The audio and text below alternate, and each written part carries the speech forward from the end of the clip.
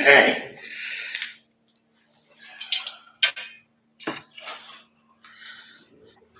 Whew.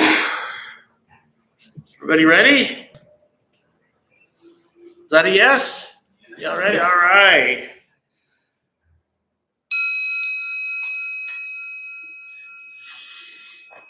Hello, welcome everybody. And John, welcome to the loving kindness meditation here at the Dharma Bum Temple. My name is Alex. It is wonderful to be here with you tonight, as it is every night. Hello to Brian and Linda and Jean and whoever else might be listening or watching online. This is what this is for. Um, we were having like this interesting conversation downstairs about kind of why we do what we do at the Dharma Bum Temple. Here, at the Dharma Bum Temple, we don't have any master. I mean, we have like an administrative head, but there's no like spiritual master here leading everybody and wanting followers and all those different types of things. We are a bridge for people to enter into spiritual practice. Of course, you can stay here and come to classes, and we love to see you, and I love to see you. But if you want to engage with a specific kind of Buddhism. So if you're really into the Theravada school, we have somewhere for you to go to really explore that. If you love the more Tibetan Buddhism, we have a place where you can go, and we will direct you there for more information. If you are into Zen, there are a couple places you can go, and we can direct you where to go. Just for more kind of in-depth. And because San Diego is, when it comes to Buddhism and Buddhist practice and Buddhist resources, it is an embarrassment of riches. There is so much here. There's a giant monastery, a Theravada monastery in Valley Center. There's Thich Nhat Hanh's place in Escondido. There's a Tibetan monastery up in Escondido as well. There's a couple of Zen places and a couple of other places, besides all the more ethnic places, which just cater to those specific populations. There's plenty of places where, Westerners can go and learn more about specific schools of Buddhism. And we are so lucky, we are so fortunate here in San Diego, where there is so much available. I mean, one of the first things I did when I really got into it, there was this website. I think it was just called Buddhist Resources in San Diego. This was back in 2007. And it was just like 2 or 3 pages, but nothing but, places to go and places to explore, your practice. And I think that's how it's one of the places I found the Dharma Bum Temple at the time, which was very new. And so, those places have like a head person who's known as the master, who have had like a lineage passed upon to them so that they are authorized to teach in that specific lineage. But that's not kind of what we do here. I mean, we are a place to come and to kind of enter into spiritual practice and enter into meditation. I'm not a guru or a master or, a lineage holder, as they say. Neither is anybody else. We love what we do, and we do this voluntarily. In the 14 years I've been teaching Buddhism, I have yet to receive any sort of compensation from Jeff. I'm waiting for my check. I'm waiting for all that 14 years of back pay, and I don't think it's going to come. And neither is anybody else. We just love what we do, and we open this temple and our hearts, and things change all the time, and we're just grateful that we're able to do what we do. And I don't think anybody has wanted to be like, that kind of groupie mentality. I mean, it's very much discouraged here. Uh, um, but we know that some people, that's what they want. And so, yeah, we can direct you to somewhere if that's what you want. That's okay. Is there anybody here at the Dharma Bum Temple for the very first time? Okay. Is there anyone here at the temple, not here at the temple for the first time, but maybe this is your first time to Wednesday, the loving kindness class? Well, welcome, welcome, welcome, welcome, welcome. Um, so the word that we're talking about when we talk about loving kindness um, is metta, Metta, and it comes from the uh, ancient Pali language. It's a language we think is pretty close to what the historical Buddha spoke. And when this word is translated into English 2,500 years later, there isn't a one-to-one translation, and so this word is kind of all encompassing. It means a lot of things. It means a wish to be happy, right? It means loving kindness, unconditional friendliness, goodwill, inoffensiveness, harmony, amity, and so many things. Just go get a thesaurus for all those words, and that's kind of what it means, And it's a wish to be happy, but also it's a wish for ourselves and others to do the things that cause happiness, right? So this is an action verb sort of program. So we want to do the things that cause happiness, and we want others to do the things that cause happiness. And the wonderful thing about that is that you can wish happiness for anybody, whether you like them or not, because the things that cause happiness are non-harming, inoffensive, only bring happiness. And so my loving kindness will never get in the way of, let's say, my enemy's loving kindness, ever. Right? So we're really grateful for that. And we really think about that. And so that's something to really, really think about. So it's a wish for ourselves to be happy and do the things that cause happiness, and a wish for others to be happy and for them to do the things that cause happiness. So there's also the Metta Sutra or Metta Sutta, which is a teaching from the Buddha from 2,500 years ago, which should tell you a little bit of how to relate to loving kindness, because loving kindness can be practiced as a meditation that can be practiced at any time, right? In Buddhism, there are these 4 postures of meditation: standing, sitting, walking, lying down. In any of those 4 postures, you can practice loving kindness, or pretty much practice any form of meditation. I mean, maybe not when you're driving. But other than that, maybe. All right. So I would like to read the Metta Sutra, and again, just these words are from 2,600 years ago, from the time of Buddha. And he says, "This is what should be done by one who is skilled in goodness and who knows the path of peace.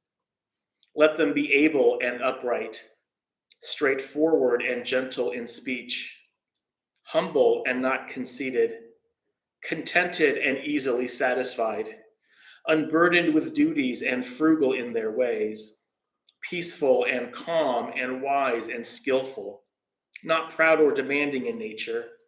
Let them not do the slightest thing that the wise would later reprove, wishing, in gladness and in safety, may all beings be at ease. Whatever living beings there may be, whether they are weak or strong, omitting none. The great or the mighty, medium, short, or small, the seen and the unseen, those living near and far away, those born and to be born, may all beings be at ease. Let none deceive another or despise any being in any state. Let none, through anger or ill will, wish harm upon another, even as a mother protects with her life her child, her only child. So, with a boundless heart, should one cherish all living beings, radiating kindness over the entire world, spreading upwards to the skies and downwards to the depths, outwards and unbounded, freed from hatred and ill will. Whether standing or walking, seated or lying down, free from drowsiness, one should sustain this recollection. This is said to be the sublime abiding. By not holding to fixed views, the pure hearted one, having clarity of vision, being freed from all sense desires, is not born again into this world. And that is absolutely beautiful. And I am lucky I get to read it so often because it's a wonderful reminder of kind of how we should live our lives, not only for our benefit, but for the benefit of others as well. Um, so what we're going to do in this meditation is which I'm going to guide for our new people to Wednesday. We're first going to get connected to the breath, and then we're going to kind of start our formal practice of loving kindness meditation. And to start, we're going to think of a benefactor. And again, a benefactor is anyone who has shown us great love or great kindness, someone it's easy to have these feelings for. You just think of this person and you smile and your heart smiles and you just get all warm and fuzzy, hopefully. And so we're going to do this practice for them, right? They could be living, they could be not living, they can be a relative, mother, father, brother, sister, not a romantic partner, so we try to stay away from that, but anyone else is fair game. Best friend, cousin, whatever it might be.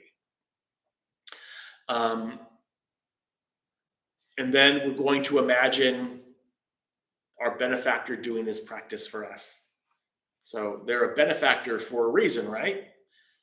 So we're just going to recall kind of what they've meant to us or what they've done for us, and imagine them just doing this practice for us, this practice of loving kindness. And then we're going to do loving kindness for ourselves. And then we're going to do loving kindness for all beings in all directions. Because in this practice, and according to the Buddha, it is possible to have loving kindness for all beings in all directions, whether we know them or not, no matter who they are, no matter what our relationship to them is. That is our possibility. That is our potential, he says. So we're going to explore that a little bit. All right. Any questions before we start? All right. Let's go and get in our position of meditation. Nice and comfortable. Upright. Let's begin.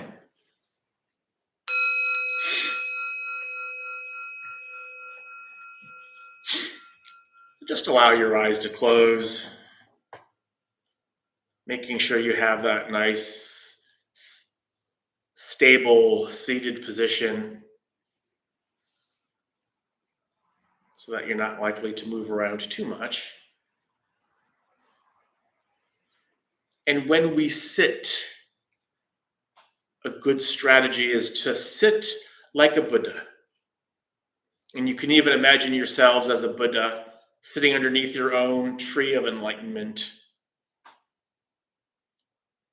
Because each Buddha historically has their own tree of enlightenment. So it could be oak tree or sequoia or giant redwood or a flexible willow tree or whatever it is. Just imagine yourselves as the Buddha ready for the day's abiding.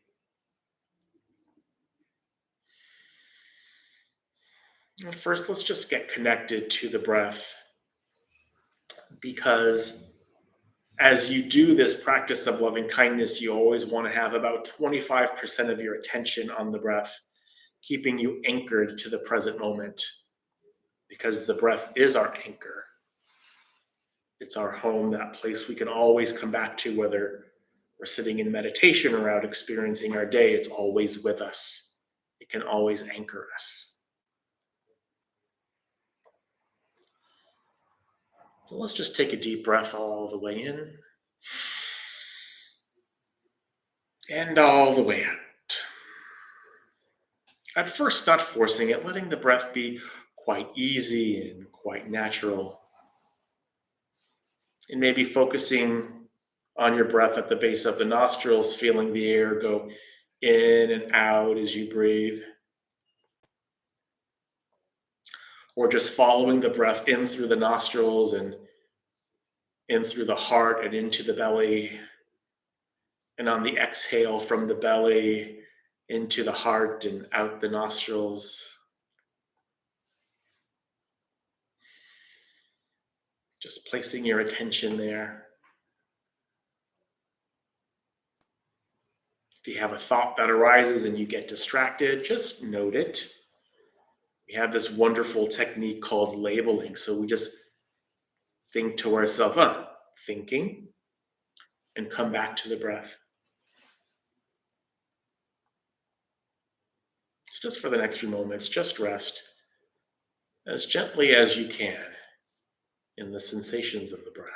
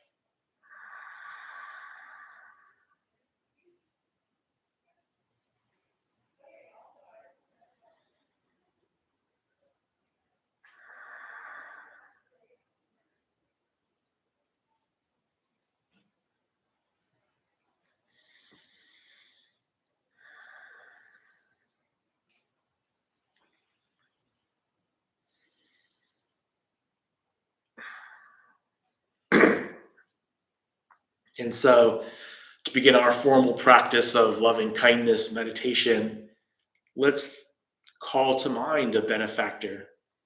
Again, a benefactor is anyone who has shown us great love or great kindness, or even just think of a person who did a kind act for you. That's fine.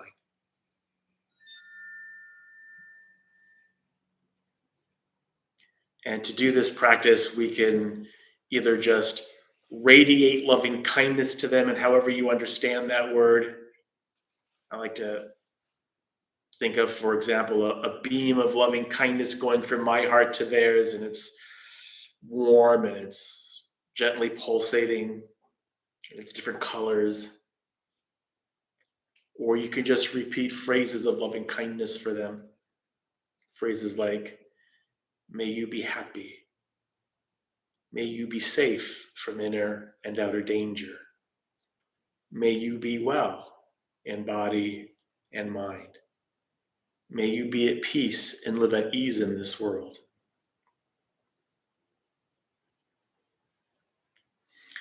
It always helps to smile when you do so. This is so important sometimes. We tend to take our spiritual practice so seriously. Smiling puts the mind in a better mood. So let's try that. And so now let's do this practice of loving kindness for our benefactor. Wishing them happiness, wishing they do the things that cause happiness.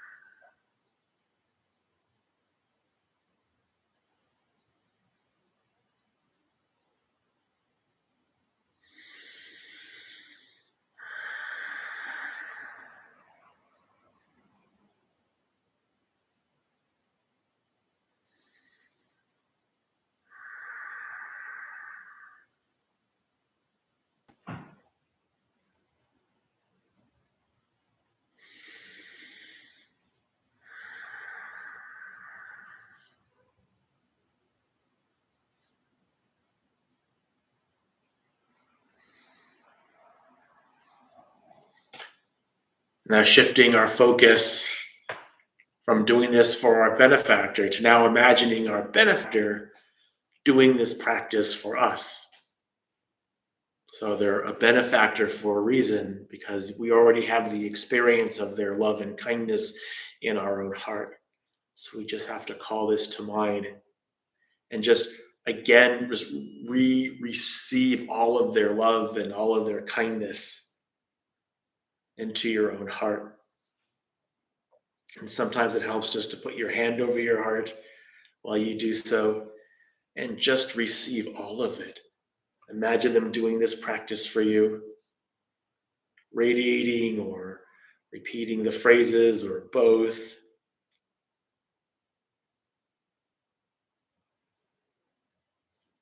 If there's any part of your heart that feels any tightness or tension, any part that says, no, I can't receive all of this, that's okay, and that's really normal.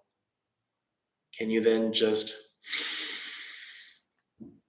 take a deep breath and just kind of breathe into that tension? Maybe it loosens up, maybe it doesn't. If it does, great. If it doesn't, then just move on. Just keep doing the practice. So now we'll imagine our benefactor or benefactors doing this practice for us. We just receive all of it.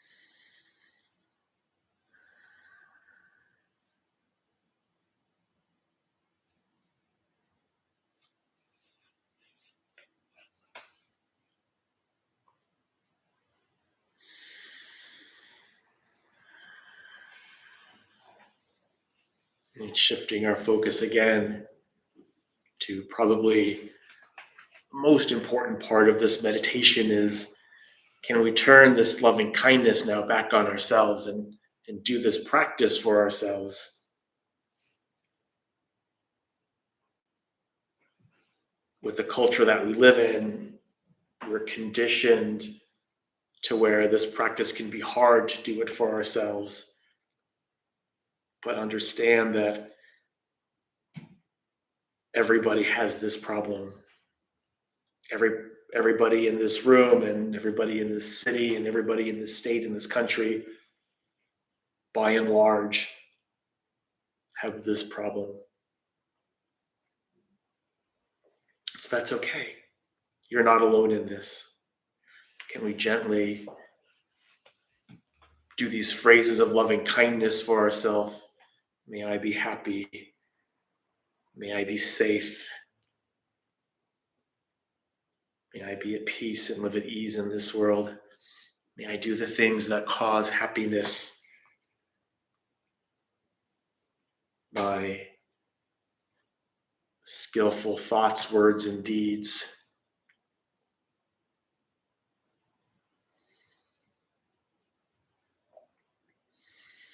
Just very gently do this for yourself. Just gently whisper to your own heart,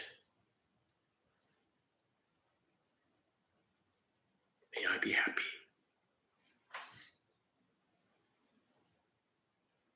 So we'll do this for the next few moments.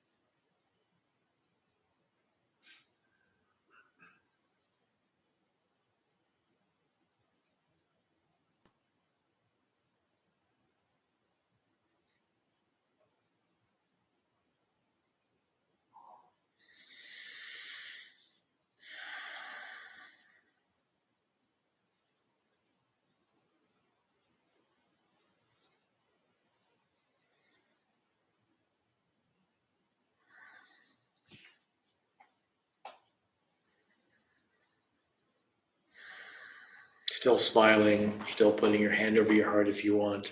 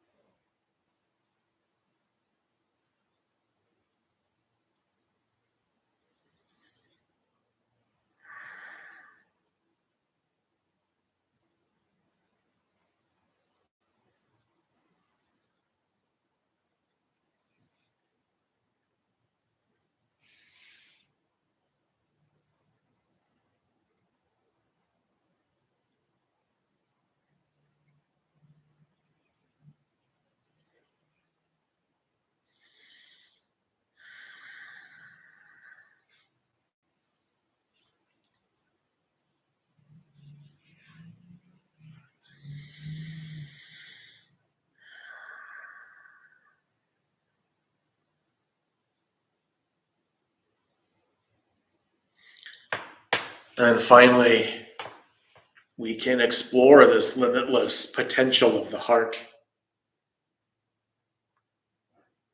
to have loving kindness, unconditional friendliness, goodwill for all beings in all directions, whatever living beings there may be, big or small, omitting none, the great or the mighty, medium, short, or small, the seen and the unseen, those living near and far away. May all beings be at ease.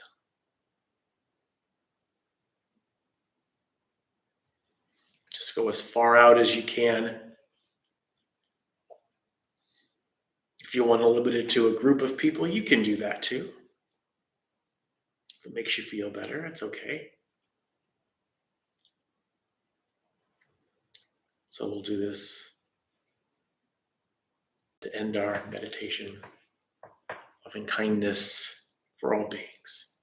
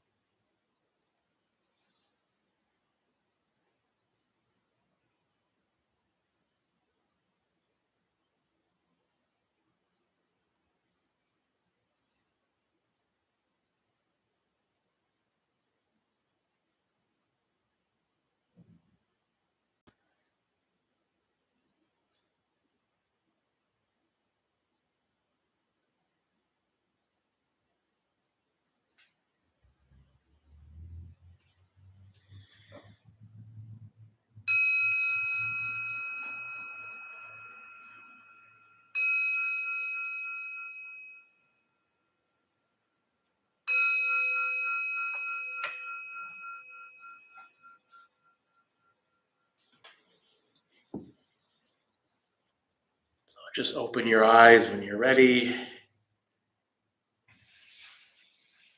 Just making sure. Let's just take the next moment or two out in silence as you stretch your arms and you stretch your legs. Keeping that mindfulness of loving kindness about you while you do so. And this practice of loving kindness isn't just for sitting meditation, it's for all parts of your day.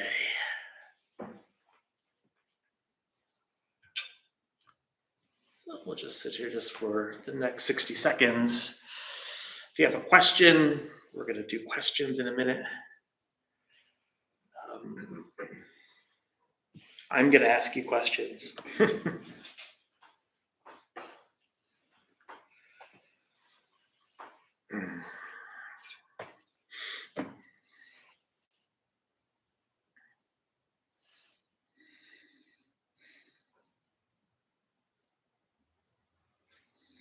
Hello to Donovan and Marcel. Hello, guys. Didn't say hello to you before.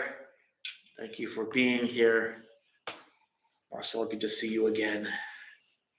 Hope the baby is away as well.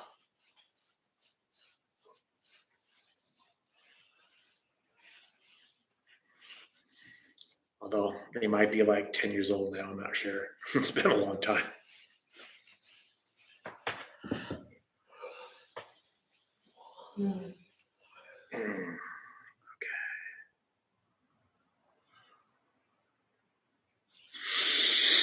Okay.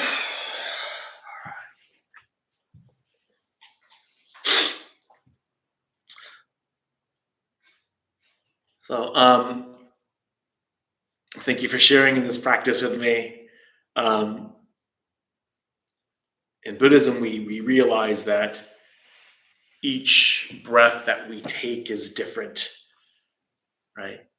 Sometimes we think the breath is boring or following the breath is boring, but we take the strategy that each breath is different, right? And so we can get interested because it's different, and because it's different every time, we can get interested in it and hopefully stay with it. But this is also true of any kind of meditation that we do. If you have a daily practice, like I have a daily practice, and each meditation that I do is different from the rest. And I never really know what I'm going to get exactly with meditation. So I'm also always interested to know what your experience of meditation is. And for some reason, like for me, I'll start. It was really part of me was kind of laughing because here I am talking about loving kindness and leading a meditation on loving kindness, and doing a little talk beforehand, and doing loving kindness for all these different people. And I recalled the shouting match that we got into at work today, which doesn't happen often, but it happens sometimes. It's not an angry kind of shouting match, but it was shouting. This is hilarious because it's like I was told this story about ducks. I heard somewhere where ducks, when they get into a fight, they do their thing. They get into a fight with each other, and then after the fight is over, they violently just kind of flap their wings just to kind of get that tension away, use up all that extra tension, and then it's over, and then they're done, and they're not angry anymore. It's over. It's done. And that's kind of how we are. We're a small company, and we know each other really well. And so when these heated discussions are over, and then it's like, okay, we're done. It's not like we don't remain like heated or angry or anything like that. It's like, okay, it's done. Thanks. We just needed to get it out. So it's an interesting dynamic. And so I was thinking about that we were meditating, and I just thought it was hilarious. But somehow it made my meditation go really well, so I'm happy about that. All right.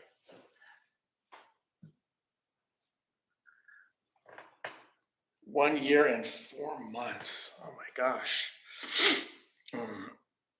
Um, how about anybody else? Would anybody else like to share what their experience of meditation is? The great thing about this is that there's no wrong answers because it's just your experience.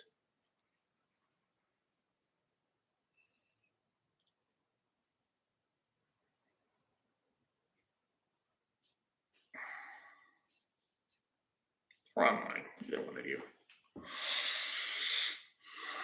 Was there any part of the meditation that was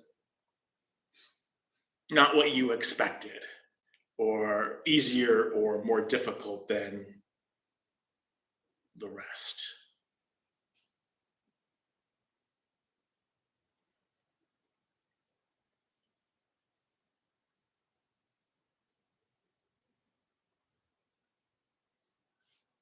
Yes, yeah, go ahead. Today I really struggled for multiple reasons, more than I ever have when I come to this meditation. Um, my shoulder is really bothering me, so I was in pain. It was really hard to just sit still. Mm-hmm. And the other is I've just been a really, not necessarily an angry person, but I've been getting in arguments with a friend of mine Mhm. quite often Mhm. the past couple months. And so just finding that place of happiness and love Mhm. is really hard for me today. So I will definitely try to make it here more often to try to Mm. build up that muscle and Yeah. get back into that, Mhm. that love and kindness. Yeah. Yeah. Um,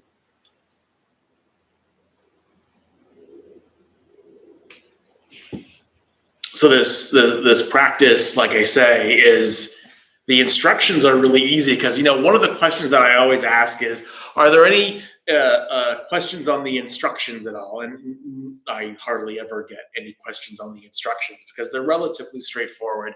I kind of explain everything at the beginning, and then we do the meditation, and so you're not really surprised by anything.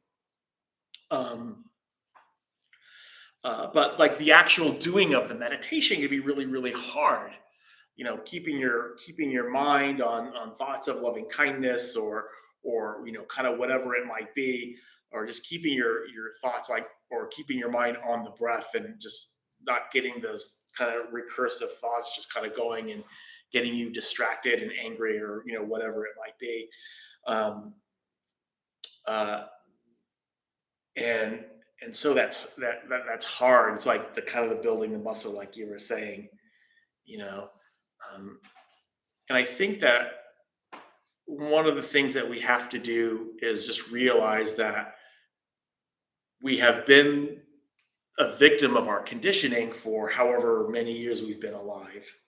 You know, we have to understand that we grew up. If you grew up here in the U.S., this is a toxic culture. It's just a toxic culture. It's very all about me. Um, it's kind of late stage capitalism. There's a lot of racism and bigotry and all these different types of things. You can see the divisiveness in our country right now. And we kind of grew up in this. Uh, and so to now do the exact opposite of that, having loving kindness for ourselves and treating ourselves well, which is which we're taught as something that's selfish, that you shouldn't do it. You should rather just be a martyr and just deny yourself and just do for other people. But as long as you're denying yourself when you do so, that somehow is okay. But to have loving kindness for yourself is not what this culture teaches. And so you're being asked to do the exact opposite of what you've been conditioned to for decades. And that is hard. That's really, really hard. And we need to realize that this is hard and this is going to take a while. So like I thought about that when I was thought about this thing that happened with me earlier today, and knowing that I'm not a spiritual master. You know, that would be great, but I'm not. Um, and give myself some allowances and give myself a break when these things happen, but still at the same time, still try and still make the effort, knowing that this does lead somewhere. If I take a look at myself now and 10, 15 years ago, or certainly before I came to the Dharma Bone Temple, it's a totally different mind that I have. I have a long, long way to go, but I've come a long way too. That's why I keep coming back here and keep teaching. You know, I teach things. The things that I teach here at the Dharma Bum Temple are just things that I need to learn myself. So I harp a lot on loving kindness for yourself because I'm horrible to myself.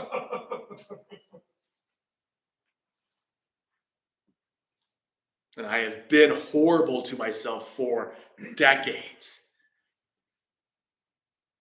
And I've been trying to kind of unlearn a lot of that over the last, 15 years. But it's going to take some time.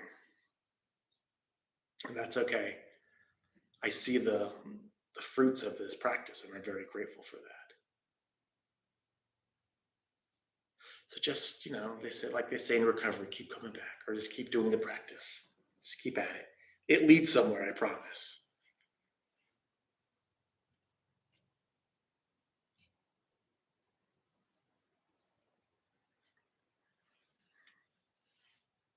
Anything else? Questions, comments, World Cup predictions, whatever.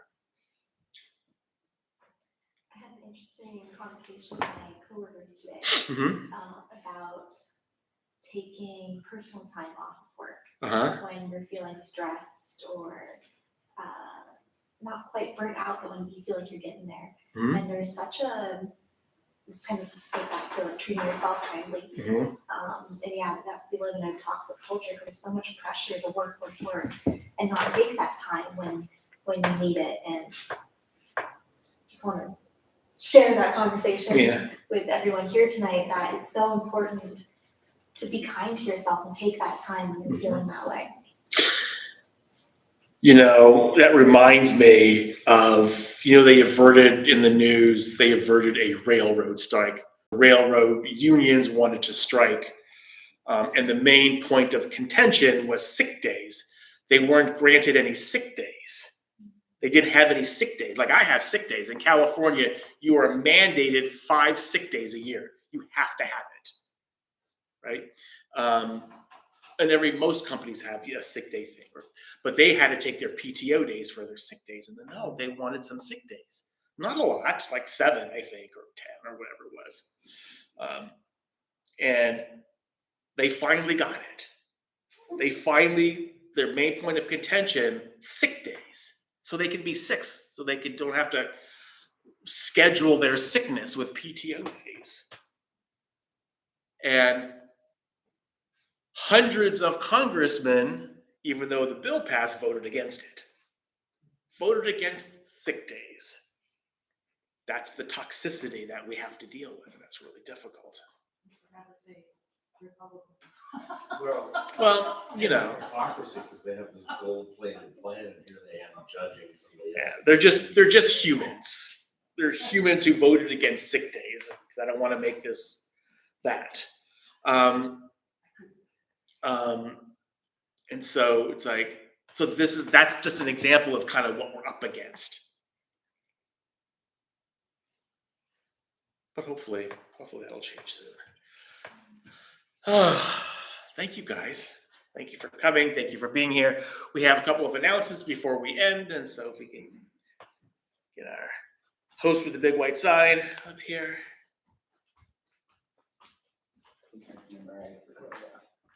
Right? Hello, everyone. I'm tonight's host, Daryl. We opened Dharma Bum Temple 15 years ago to introduce Buddhist practice to those who show up.